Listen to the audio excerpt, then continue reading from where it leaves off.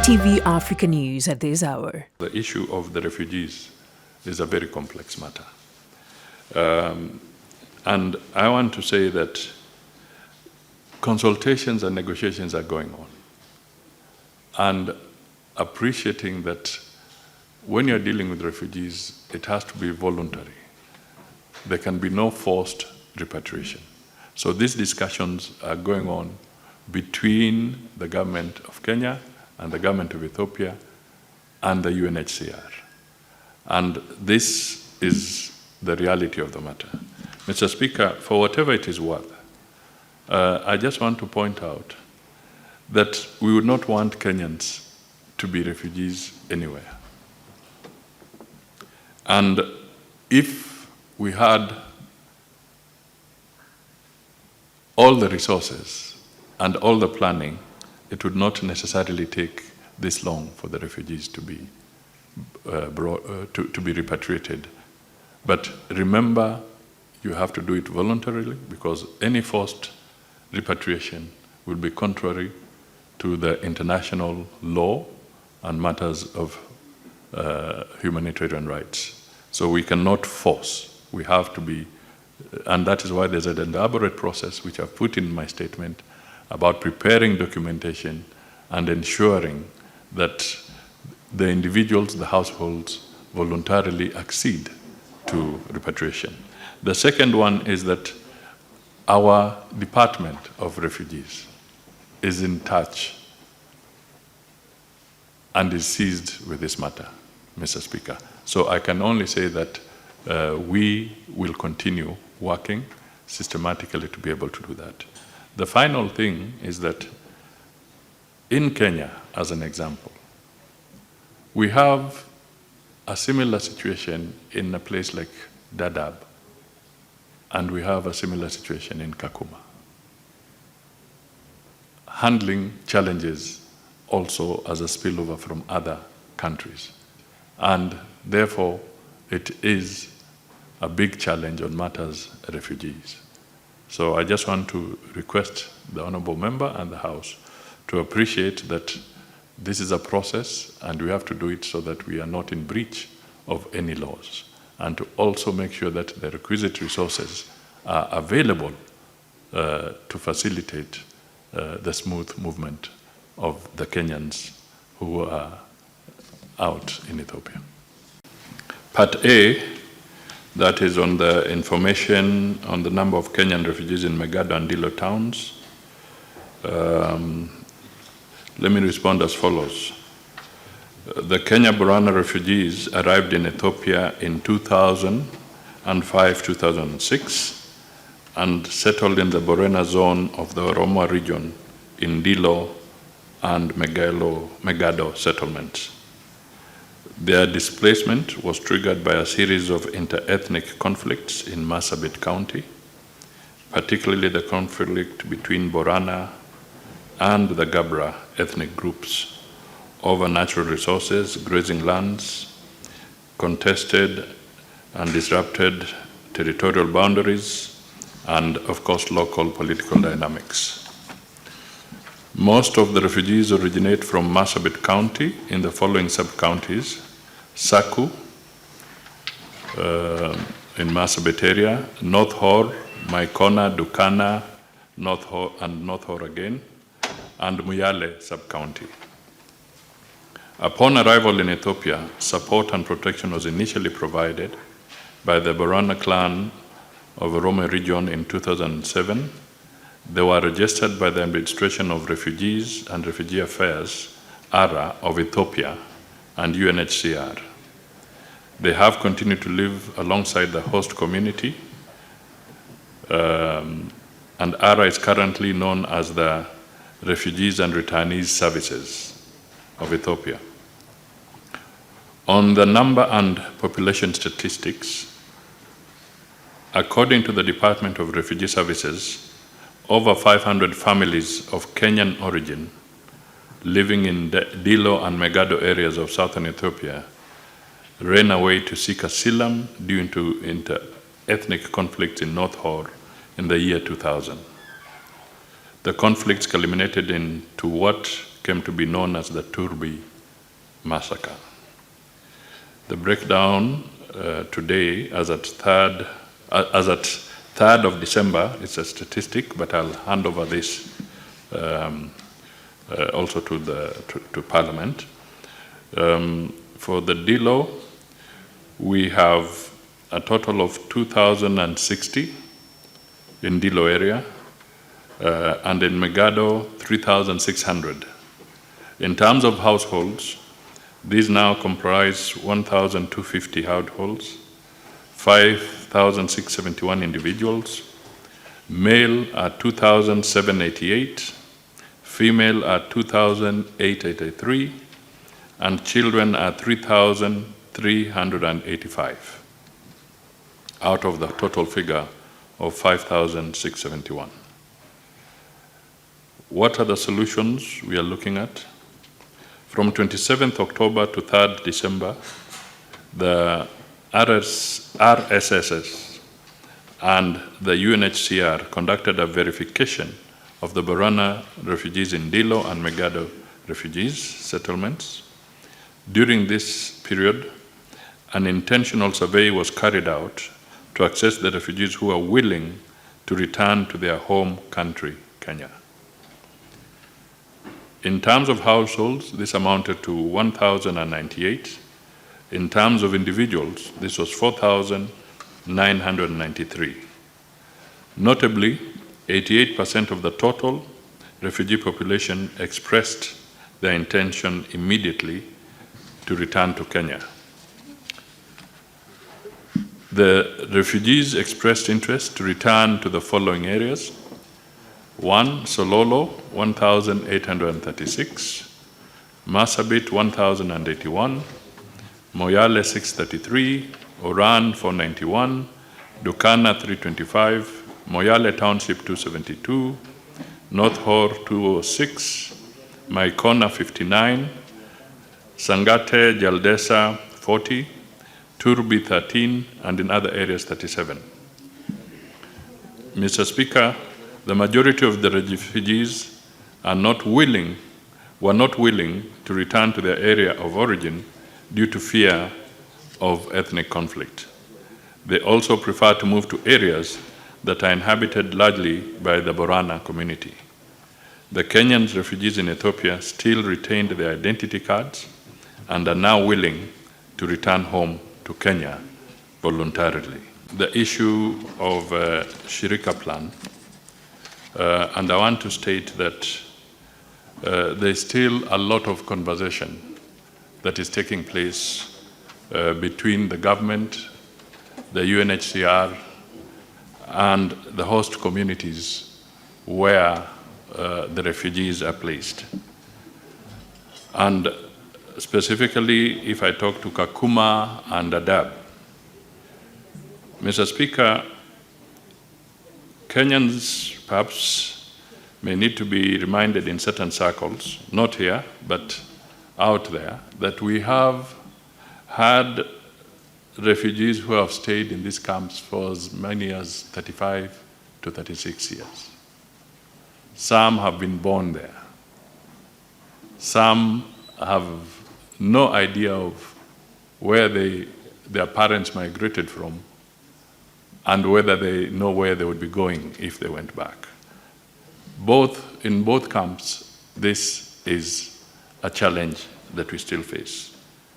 The second aspect is that the honorable members, I think it should be on record, that even as we speak, the situation in South Sudan is getting worse. And we are beginning to see again another inflow at the rate of about 20 refugees per day. So we are beginning to see certain circumstances that are giving us challenges. We also still remain with challenges of the Al-Shabaab and the conflict around the Somali side.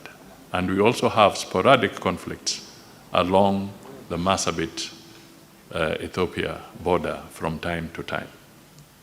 So there is a serious security issue that has to be looked at regionally but also internally by Kenya's security forces. The issue of the Shirika plan, when we say we are talking and it was launched formally, we are engaging so that as the process of looking at the policy moves on, we can also maximize what is going to be the benefit to the people of Kenya. Because we do not want, as somebody said in the differentiated, somebody mentioned the differentiated assistance. It is true that there was a means testing within some of these camps, and they would look at the status in terms of well-being or economic being of some of these refugees, and therefore that would determine the level of rations that certain families would get as opposed to others. Now, these are issues that, if not managed well, can also create a lot of tension in the refugee camps. And this may be part of the reason that there could have been some challenges recently in Kakuma, amongst others. So I just want to state that we do not want, as a government, to enter into any program that is fully funded by the government. We can only handle our position in the context of international obligations.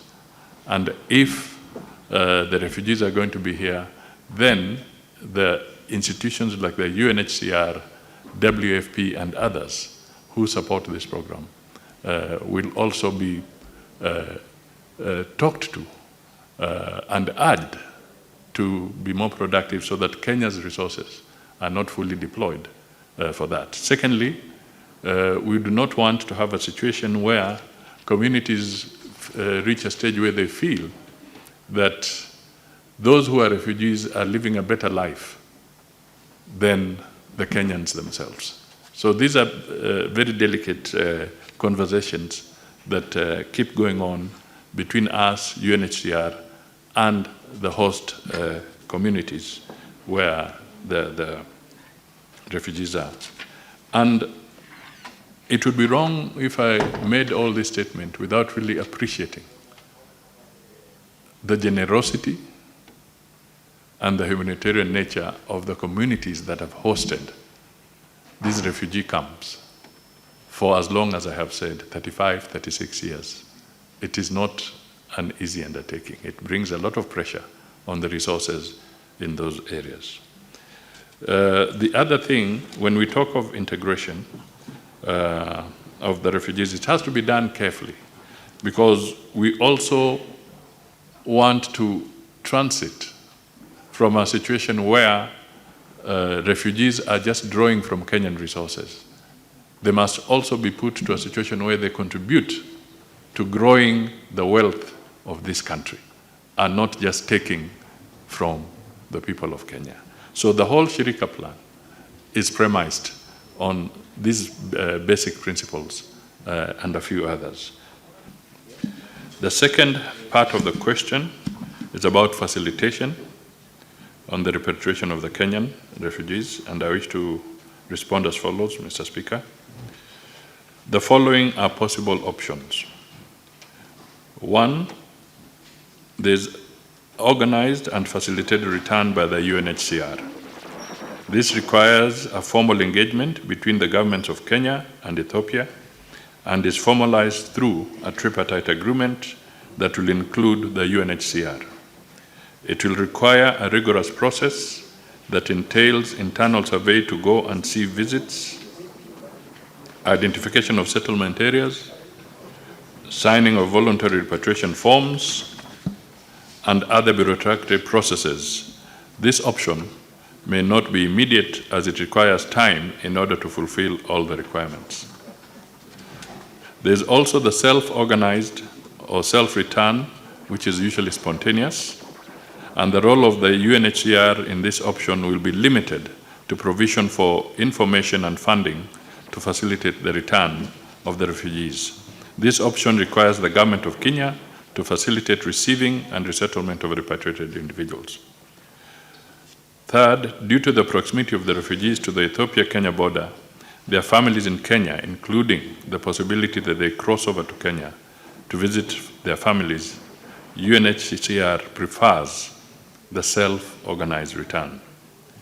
For repatriation to take place, the refugees must desire to return, and the Kenya-Ethiopia government should engage in consultations facilitated by the UNHCR Regional Bureau and local UNHCR offices. Currently, as I said, 4,993 individuals have expressed their desire to return back to Kenya, and the process of repatriation should begin. The third aspect was the measures put in place to ensure successful reintegration of the repatriated refugees into the local community. Mr. Speaker, again, this has quite a number of issues which I'll try and run through. They may not be exhaustive, but it's important. There are a number of concerns which need to be addressed that have been expressed and should be addressed before repatriation can take place. These include the following. One, where will the displaced persons return to? How will they be accommodated? That is land, housing, among others. The refugees have been relying on humanitarian assistance to access basic services, and they will need similar support until they are fully integrated. We will have to deal with the issue about their safety and security in the settlement areas. There has to be a proper formal reception organized. We also have to cater for their material safely of the younger generation who are born in Ethiopia. The refugees will require assurance of legal safety, rehabilitation, creation of livelihood opportunities, and in some instances, repossession of property, including ancestral land. We will also have to address intermarriage, births in Ethiopia, and confirmation of documentation for spouses and children. There is also need for mutual recognition of the documentation of issues to the refugees, because we are dealing with the other country as well. Finally, the question of whether the government will compensate the refugees. With regards to compensation, Mr. Speaker, the government only facilitates return and reintegration into the Kenyan society for any Kenyan refugee granted asylum by any country. No compensations are paid by the government for any returning Kenyan. What do we consider as the way forward? One, repatriation of refugees should be undertaken for those who are willing to return, as it must be voluntary, based on an informed choice and consent to return given by the refugees to avoid coercion and prosecution. It should also be done with dignity, and we hope this process can commence as soon as possible. Kenya should also ensure returnees are safe, devoid of discrimination, provided with basic services and access to essential services to avoid being exposed to another cycle of displacement. We must also engage and coordinate with the UNHCR, Kenya government, and Ethiopia government to facilitate the return of the refugees, including on the required legal formalities, particularly documentation. The send-off from Ethiopia and the reception in Kenya should be done simultaneously. We also have to identification of settlement areas for the returning refugees in coordination with local authorities so as to guarantee safety and security in the resettlement areas. The government will also be looking at how to ensure access to basic foods and services such as health, education, non-food items, shelter, and livelihood opportunities. As I conclude, Mr. Speaker, I wish to reiterate that the Ministry remains seized of the situation in the region. A lot has been done, however, much more remains to be done. The Ministry appreciates the continued support of the Senate and further requests that the Senate advocates for more resources to be put at our disposal for comprehensive data acquisition and integration to ensure that we remain seized and fully prepared for the changing dynamics globally. Mr. Speaker, I submit.